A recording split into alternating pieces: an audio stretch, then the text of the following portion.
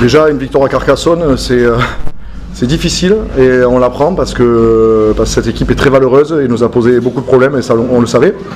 Donc prendre 4 points ici, c'est très positif. Après, bien sûr, comme tout le monde l'a vu dans le contenu, il y a bien sûr des choses encore à travailler. On est qu'en début de saison, on a une première mi-temps où on est vraiment pris sur les zones de ruck. On était alerté là-dessus parce que Carcassonne pose beaucoup de problèmes à beaucoup d'équipes dans ce secteur-là. Et je crois qu'on perd 8 ballons en première mi-temps dans cette zone-là en voulant jouer dans leur camp. Et on n'a pas réussi à prendre le score avec le vent et c'était problématique à la mi-temps puisque on savait qu'on allait être sous pression sur la seconde. Malgré ça, on a eu quelques envolées quand même, je ne suis pas totalement d'accord avec toi, sur la deuxième mi-temps. On a eu quelques possessions justement qui ont duré un peu plus et c'est grâce à ça on a eu plus de ruck rapide, un peu plus de jeu debout. Ça nous a permis justement de les breaker un peu plus et de les mettre un peu plus sous pression et de prendre le score. Alors qu'en étant contre le vent, c'était pas quelque chose d'aisé. Voilà. Après la fin de match, c'est pas maîtrisé de notre part. On a 2 touches à 5 mètres qu'on perd, on se retrouve très vite à 5 mètres de notre ligne. On arrive à s'en sortir en récupérant les ballons, mais on s'en sort très très mal. Et on reste sous pression jusqu'à cet essai qui est refusé. Et jusqu'au dernier ballon, on tremble parce qu'on a on a manqué de maîtrise clairement sur cette gestion de fin de match.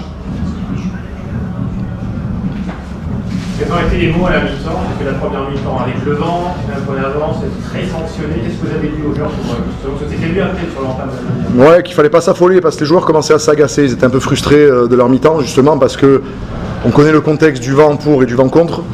Et bien sûr un peu de frustration parce que tu tombes qu'à 1 point au score à la mi-temps, donc tu te dis que la deuxième mi-temps va être compliquée.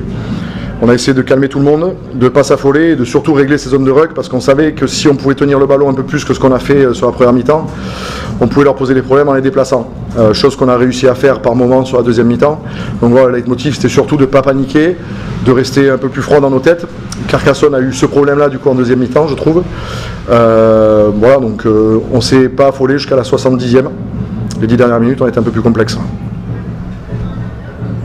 Quels enseignements retirez-vous de ce match dans votre progression collective pour le reste de la saison?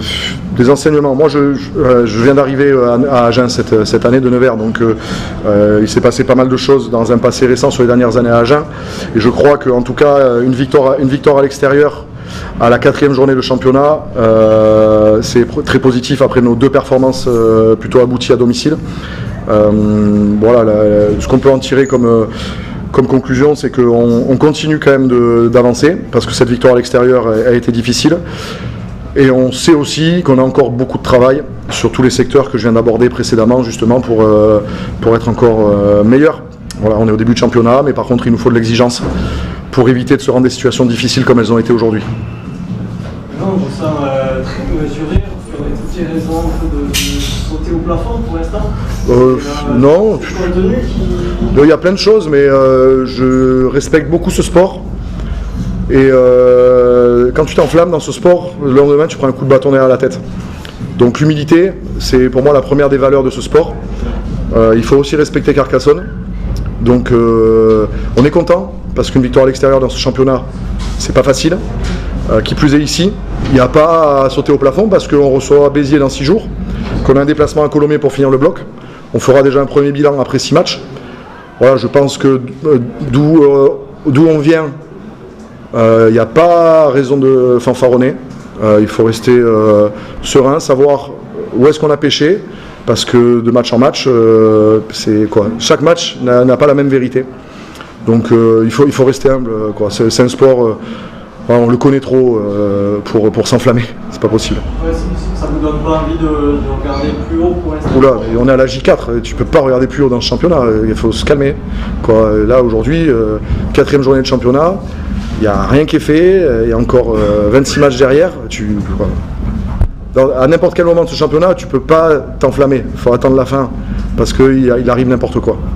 Justement, les entraîneurs en fin de match nous disent souvent ça. Quelle est votre perception de ce championnat de Pro D2 cette saison à partir de ce que vous avez vu depuis ces 4 derniers matchs? D'année en année, il est de plus en plus terrible. Chaque équipe se renforce, il n'y a plus de petite équipe, on le voit encore aujourd'hui. Les promus rivalisent avec n'importe quelle équipe du championnat. Avant, il y a 3-4 ans peut-être, on savait que les équipes promues, elles visaient que les matchs à domicile, qu'elles se déplaçaient difficilement. On voit même le résultat de Carcassonne la semaine dernière à Nevers. On a fait beaucoup de rotations, ils les ont embêtés plus d'une fois sur ce match-là. Et la différence aujourd'hui, elle est là, c'est que les pronostiqueurs, je ne sais pas ce qu'ils font, mais c'est un championnat qui est très difficile à pronostiquer parce que n'importe quel résultat, il y a des choses qui sont très très surprenantes. Et aujourd'hui, ce championnat il est terrible. Tu ne peux pas te relâcher, j'en reviens à la question précédente. Le moindre relâchement, tu le pécaches. Donc il faut rester avec cette optique de travail, de progresser, parce que c'est ce qui fait avancer.